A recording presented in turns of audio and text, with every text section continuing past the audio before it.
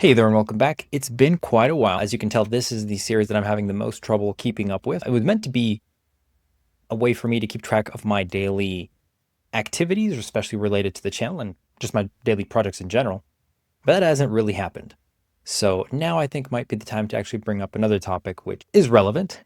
So if we open up today, which is Thursday, September the 4th, we've got a couple of things in here. This is something that I talked about in the last video. I wanted to review the YouTube metrics, and we'll take a look at that in just a moment. Doesn't really make sense to put them in any other video, and they shouldn't be their own series. Doesn't make sense. But actually, today I want to do this video on an overview on ADHD. It's definitely a worthwhile thing to talk about because it obviously influences everything else you see here. So I think I might just start a general overview video, and then as the topics come up, I might decide to focus on some of those as they come up in the video. So for now, let's just put that to the side and go directly to reviewing the YouTube metrics because it's been a while and the numbers have definitely changed. If you've ever created any content on YouTube, you might be familiar with this view. This is the YouTube Studio view where you can see all the content that you have and edit it and whatnot. But also we get this really interesting panel, which are the analytics. So this is where you can see exactly what's been going on in terms of the views, the watch time, the subscribers. And I don't remember what the subscriber count was in the last video that I made in the series of just showing you my day-to-day, but it was probably about half this, somewhere around the 200s. So given that the channel's been going for, let's see now, what was the first video? It was on 30th. Let's say basically all of August and a couple of days into September. That is not bad at all. Obviously, that's a large percentage of people coming from people that already know me from my work at Workflowy. So that's definitely helped. And we'll just jump around some of these so you can take a look.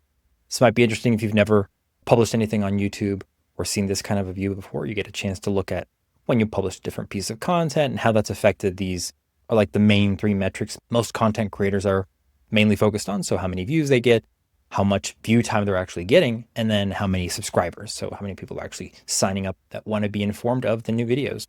And here I just switched over to the audience tab so we can take a look at that. We can take a look at the kind of audience growth. This is just the sum of all the views from the different videos across the last 28 days. And then also we could take a look at who's actually watching. So for example, the majority are new viewers actually, which makes sense because the channel is brand new. But it's interesting that we also have a couple of casual viewers. So I'm guessing these are people that over the last 28 days have watched a couple of different videos on different days. And we can also take a look at things like when the viewers are active on YouTube. This has always been pretty interesting to me because in theory, it really shouldn't matter that much when you publish a video. If YouTube is doing a good job of making sure your subscribers are notified and the videos show up in their feed. But really, I guess most people just scroll. And so YouTube is the one that decides what to show in the feed. And so it actually does probably really matter when you publish these videos. And so we can see that for this channel, the sweet spot is somewhere around 9 in the morning to around 3 p.m., right? This chunk right here in the middle is when most people that watch the videos are active.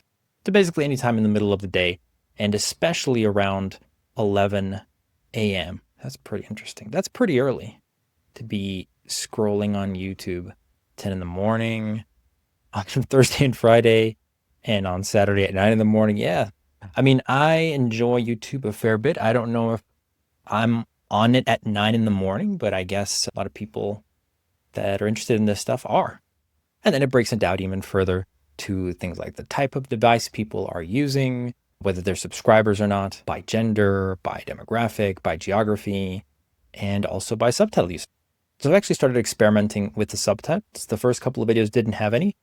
I've started adding English subtitles that I generate with the app that I use to record the videos, instead of relying just on the ones that YouTube automatically generates, because then I can also generate for other languages. So I've also been experimenting with that just to get a sense of whether the videos show up in different feeds or not. And then taking a look at the age and gender. This is, I guess, both surprising and not very surprising. In another life, I have created other channels and other content, and it is obviously skewing heavily towards a male audience. But I find that the kind of topics that I like to talk about, for whatever reason, maybe it's just the way that I talk or present things, or just the topics themselves, or probably a combination of all those, just tends to really draw a male audience. And looking at the ages, it's pretty interesting. I guess I would imagine that this is kind of what YouTube looks like with other platforms like TikTok and Instagram making up the lower end of the age range here. YouTube skewing more towards the middle of the curve, and then places like Facebook, I would imagine, skew a little bit more towards the older end of the age ranges. All right, so I hope that was interesting for you. If you've never seen this side of YouTube before, as maybe just a consumer of videos and never published anything, they give you, as you could see, a ton of different analytic information that you can use to then optimize your channel. But we're really not quite focused on that right now. I'm just trying a bunch of different things that are interesting to me. And then at some point, taking a look at this again, just to see which of those things are resonating with the community and with the YouTube audience broadly. So for now, the plan is just a bunch of interesting stuff. And with that, I will log it under today. Let's put this right here. And then later today, when I actually get to recording the video, I'll put that in here as well. It might also be worthwhile just explaining this other thing right here about the way I actually practice reading manga. The way that I do it now is I take the physical volume and then I use Google's Translate application, but I use it for their optical character recognition. This is the one that I found that is the most accurate. If you have any recommendations for me, feel free to drop them in the comments. So far, it's the one that I feel has worked the best. So I just use it for that. And then I copy the text, I drop it into another large language model like Claude or ChatGPT, and then I use it to break up the grammar of the sentences that I'm having trouble understanding. So the way that I actually do this is give it a first read through and try to understand as much as I can of the vocabulary, the grammar, and get the general gist of what's happening in the scene. Next, I use Google Translate OCR feature to get all the text, and then put it into ChatGPT with instruction to break down the grammar for me. And then finally, I just go through it once more to get a sense that I've understood. Because really, at the end of the day, you're not going to be able to memorize all the vocabulary and all the grammar, about really letting it sink in by exposing yourself to a lot of different examples of the same kind of thing.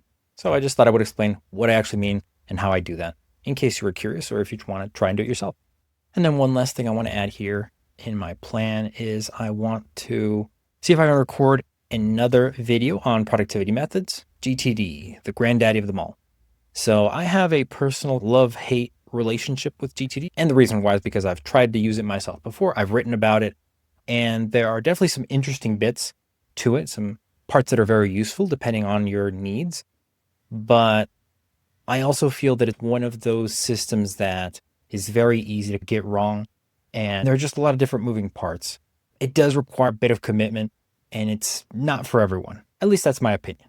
Anyone can do it, but I'm more concerned about having a system that is sustainable. And so, yeah, you could do any productivity system if you're sufficiently motivated, but the trick is making it into a habit. And I feel that GTD is just one of those systems that both the learning curve and the amount of effort it takes for someone who isn't particularly organized to begin with, like myself, makes it significantly more difficult to turn into a system that I would use. But we're going to go over it, and hopefully you'll learn a thing or two, and maybe you'll decide that you want to try it yourself. So that is the plan in terms of videos for tomorrow. All right, and that's it. And hopefully I'll be able to keep this more up to date. Stick around, and I guess we'll both find out. So I'll see you in the next video.